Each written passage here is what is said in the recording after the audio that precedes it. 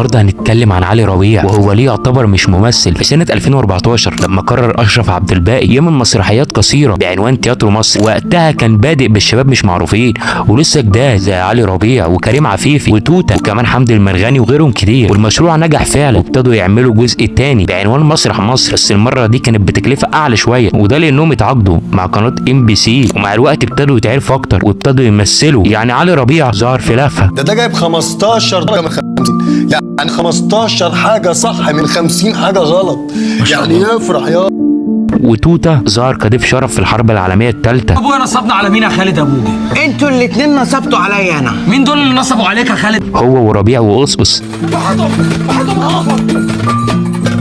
وحمدي المرغني ظهر كضيف شرف في لهف، وكل ده وهم لسه مكملين في المسرح. بس كلامنا هيبقى عن علي ربيع بس. بعدها برضو علي ربيع بيظهر في كابتن مصر مع محمد امام في 2015. بس الحاجه اللي خلت علي ربيع يبقى اشهر من ناس كتير كان المسرح، وده لانه كان بياخد ادوار اكتر منهم في المسرح. وفي سنه 2016 ربيع عمل فيلم حسن وبقلص مع كريم فهمي. الفيلم نجح الى حد ما، ومع الوقت بقى علي ربيع نجم شباك. بس احنا عايزين نتكلم عن علي ربيع في المسرح شويه. اشرف عبد الباقي لما لقى ان الخروج عن النص بيضحك الجمهور بالذات من علي ربيع، ابتدى يحول المسرح اشبه بستاند اب شو، ونسي اصلا معايير المسرح واساسياته اللي هو ما دام الناس بتضحك خلاص. والمشكله ان هو مش بيعملها كل فين وفين، لا دي في كل مسرحياته. يعني في بدايه تياترو مصر احنا كنا بنشوف قصه واداء كويس، ده غير ان مسرح مصر اصلا كان قايم على التنمر. يعني جيب واحده تخينه نتريق عليها، وهات واحد شعره كانش نفضل برضه نتريق عليه شويه، وهات لي واحد سنته مكسوره اتريق عليه شويه. واللي انت ما تعرفوش ان دي ارخص واقذر كوميديا ممكن حد يتفرج عليها. وانا مش عارف الناس ازاي ما خدتش بالها. انا رجعت سمعت حلقات منه تاني، دول لو بيحرضوا على التنمر مش هيعملوا كده. وعشان ما تقولش ان انا مشخصنها معاه، جرب كده تحط علي ربيع في دور درامي تلاقي مش عارف حاجه اصلا، وده لانه ما اتدربش على تنوع الادوار. هتيجي تقول لي طب ما هو ممثل كوميدي ده الطبيعي، هرجع واقول لك طب ما حلمي اللي هو المفروض كان كوميدي صرف عمل اسف على الازعاج، ونفس الكلام مع محمد سعد في الدشاش والكنز. ده حتى هنيدي كان عنده لقطات دراميه كتير، وكل اللي قلت لك عليهم دول ممثلين كوميديين. وفي 2016 علي ربيع عمل صد رد، بس ما كانش هو لوحده، كان معاه توته وقصقص. المسلسل كان عاجبني مش علشان قصته، والله هو اصلا ما فيهوش قصه يعتبر، بس كان في لقطات منه بتضحك فعلا. والسبب بالنسبه لي كان توته وقصقص مش علي ربيع خالص، لانه حتى في المسلسل ده ما اتغيرش، لسه عايش في دور العبيط اللي بيزعق وخلاص. وفي 2017 عمل فيلم خير وبركه، والله ما يستحقش يتقال عليه فيلم حرفيا سيء جدا. تخيل ان قصه الفيلم بتتمحور على الفنانه هيفاء وهبي اللي هو ما فيش اسوأ من كده. وفي سنه 2016 علي ربيع بيعمل لنا مسلسل سك على اخواتك. المسلسل الصراحه كان حلو، وعلي ربيع كان فيه حلو، وبرده القصه كانت كويسه ما فيهاش حاجه، والمسلسل وقتها نجح.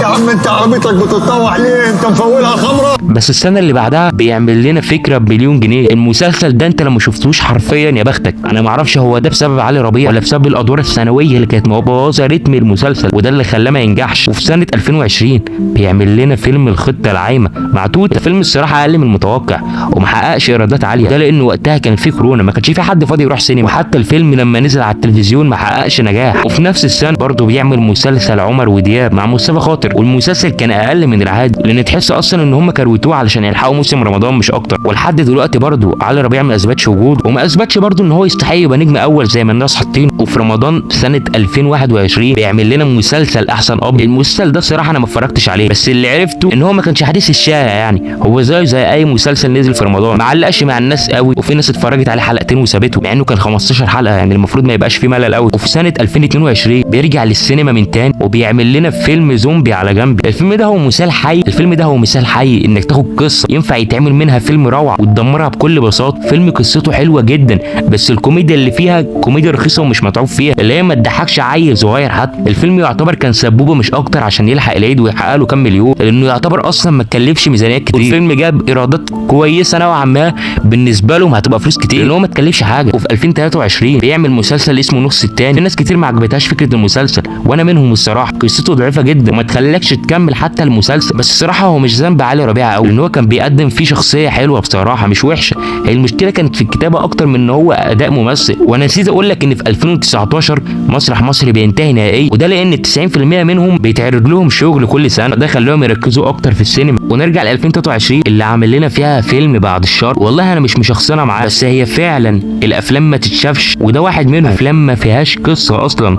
انا هشرح لك قصته باختصار. قصته ان حب بنت وضحك عليها سابها، فكل ما يكلم بنت غيرها يقول لها بحبك يتحول لقرد، والمره الثانيه يتحول لست. بس هي دي قصه الفيلم. ولو انت شايف ان قصته لوحده سيئه، فالاسوأ انك تتفرج على علي ربيع وهو بيمثل في الفيلم ده. وفي 2024 يعمل لنا فيلم على الماشي. قصه الفيلم انه شاب كسول جدا لدرجه ان هو مكسل يروح شغل، فقالوا بيضحكوا عليه وبيقولوا له انه لازم يمشي طول حياته ولو وقف هيموت، فهو بقى بيقضيها طول الفيلم مشي ما بيقفش. انت كمشاهد اصلا بتبتدي تنهك في نص الفيلم. هو مفيش اسوأ من كده بصراحه، انا لساني عاجز عن التعبير. وبعدها عمل الصفه الثانويه، وده بصراحه انا ما اتفرجتش عليه، بس على العموم يعني بتوع السوشيال قايمين معاه بالواجب. في النهايه احنا ليه بنقول على علي ربيع مش ممثل؟ علشان ببساطه التمثيل مش انك تطلع تزعق وتتنطط وتقول افيه وخلاص. التمثيل هو انك التمثيل هو انك تتقمص الشخصيه، تمشي على خط درامي، تنقل مشاعر، تبقى بني ادم تاني حرفيا.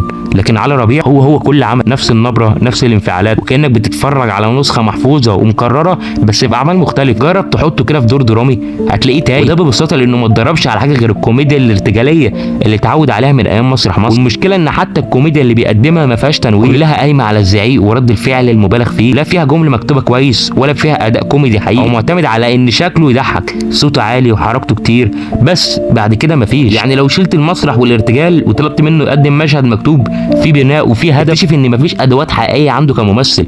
وده اللي بيخلينا نقول هو كوميديان ممكن، بس ممثل لا طبعا، لان الممثل الحقيقي يقدر يخرج من جلده، مش يفضل يكرر نفس الالف في كل عمل. بس كده ده كان الفيديو بتاعنا، متنساش تعمل لايك وتشترك في القناه وتفعل زر الجرس وتدعي لاخواتنا في فلسطين. بس كده، السلام عليكم.